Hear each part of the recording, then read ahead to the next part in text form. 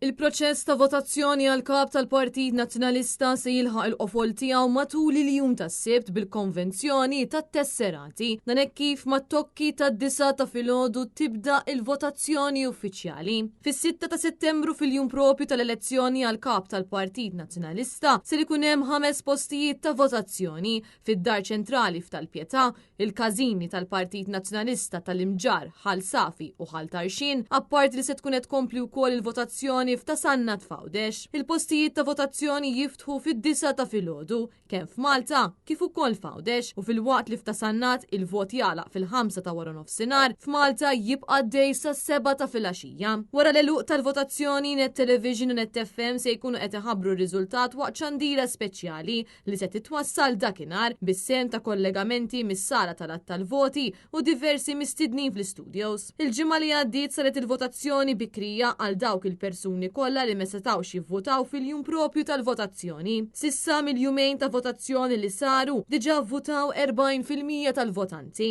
Fl-ewwel jum ivvutaw 15% tal-votanti u mbagħad fit-tieni early voting 25% xeħtu l-vot tagħhom. It-total ta' tesserati eleġibbli biex jivvutaw jammonta għal madwar 20,600. Din elezzjoni qed tkun ikkontestata minn Alex Borg u Adrian Delija li tefgħu in-nominazzjoni tagħhom wara li għaddew mill-proċess ta' verifika immexxi mill-Kummissjoni Kandidati tal-Partit Nazzjonalista. Dan il-proċess issa se jagħlaq bil-Konvenzjoni Ġenerali li tiġi fit-tmiema tard is-sibt filgħaxija meta nassistu għall-ewwel diskors tal-kap il-ġdid tal-Partit Nazzjonalista.